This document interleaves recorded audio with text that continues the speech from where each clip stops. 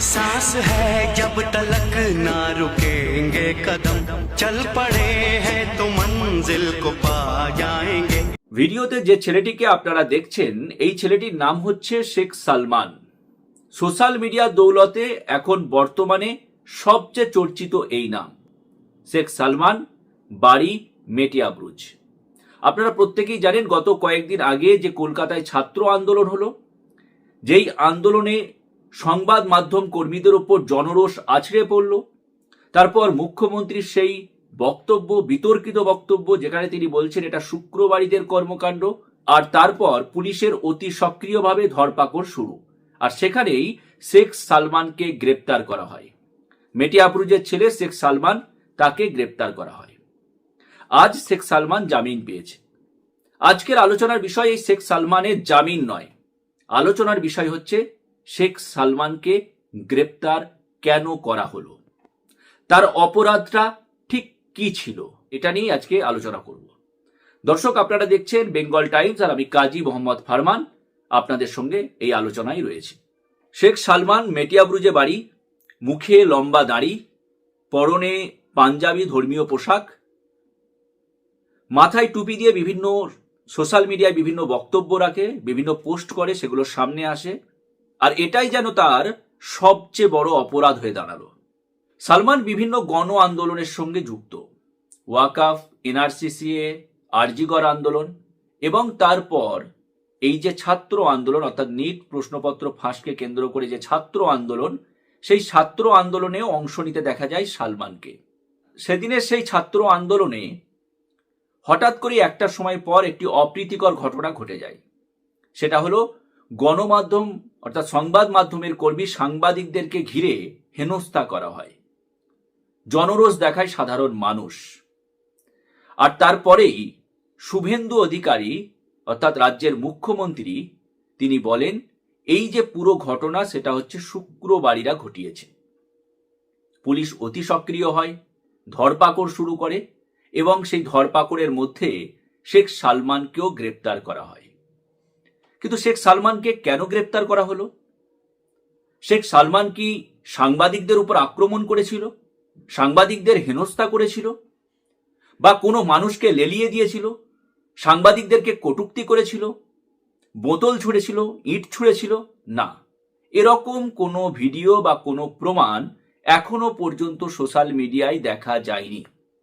আরো অনেকে জড়িত ছিল, অনেকের ছবি দেখা গেছে, তারা বোতল ছুঁড়ছে, কেউ ইট ছুঁড়ছে, কেউ কটূক্তি করছে, কেউ গদি মিডিয়া বলে চিৎকার করছে সংবাদ মাধ্যমের কর্মীদেরকে ঘিরে, কেউ কথা বলতে দিচ্ছে না, পাশ থেকে টিটকারি করছে, বিভিন্ন রকম ছবি দেখা গেছে।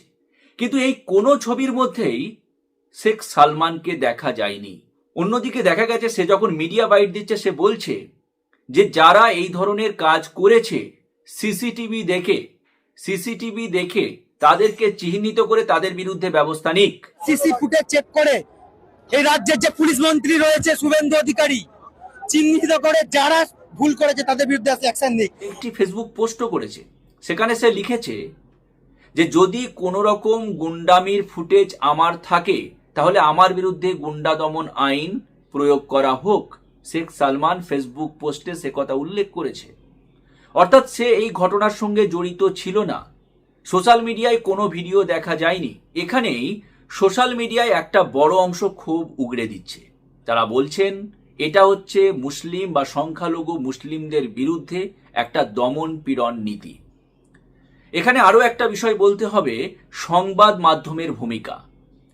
সংবাদ মাধ্যম যেভাবে সালমানকে নিয়ে খবর উপস্থাপন করলো, বারবার উল্লেখ করছে সালমান তৌহিদি জনতার সঙ্গে যুক্ত, তৌহিদি জনতার সঙ্গে যুক্ত, এই কথাটা বারবার উচ্চারণ করছে। এমন ভাব নিচ্ছে যেন তৌহিদি জনতা কোনো একটি নিষিদ্ধ সংগঠন, সেই সংগঠনের সঙ্গে সালমান জড়িত আছে, গোপনে জড়িত ছিল, তাকে জেরা করে সেই তথ্য উদ্ধার করেছে পুলিশ।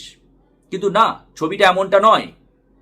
সালমান অল ইন্ডিয়া তৌহিদি জনতা সংগঠনের সঙ্গে যুক্ত। এই সংগঠন বিভিন্ন সামাজিক কর্মকাণ্ড নেয়, বিভিন্ন মুভমেন্টে অংশ নেয়, বিভিন্ন প্রতিবাদ কর্মসূচি করে থাকে, প্রকাশ্য সমাবেশ করে থাকে, এবং সালমান তার ফেসবুকে বায়োতে ওপেনলি লিখে রেখেছে যে সে অল ইন্ডিয়া তৌহিদি জনতার একটি দায়িত্বে রয়েছে, এর মধ্যে কোনো লোকানোর ব্যাপার নেই।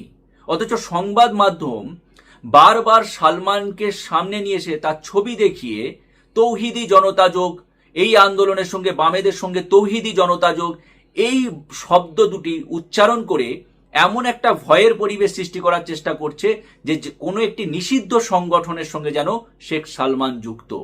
অর্থাৎ এখানে আরো একটা প্রশ্ন থেকে যাচ্ছে, পুলিশের অতি সক্রিয়তার পাশাপাশি, মুখ্যমন্ত্রীর বিতর্কিত মন্তব্যের পাশাপাশি আরো একটি প্রশ্ন থাকছে সংবাদ মাধ্যম, যে সংবাদ মাধ্যমকে কলকাতার রাজপথে ঘিরে ধরে গদি মিডিয়া স্লোগান উঠেছে, সেই সংবাদ মাধ্যমের নিরপেক্ষতা, তথ্য যাচাই এবং উপস্থাপনা নিয়েও কিন্তু প্রশ্ন থাকছে। শেখ সালমানের অপরাধ, সে মুসলিম, তার অপরাধ তার লম্বা দাড়ি, তার পরনে পাঞ্জাবি এবং মাথার টুপি তার অপরাধের কারণ। একজন মুসলিম, সে কোনো রকম প্রতিবাদ কর্মসূচিতে অংশগ্রহণ করতে পারবে না, অংশগ্রহণ করেছে বলে আজকে এটাই তার অপরাধ, সেই জন্য তাকে গ্রেপ্তার করা হয়েছে। আপনারা কি বলছেন এ প্রসঙ্গে? অবশ্যই কমেন্ট করে জানাবেন আপনাদের মূল্যবান মতামত।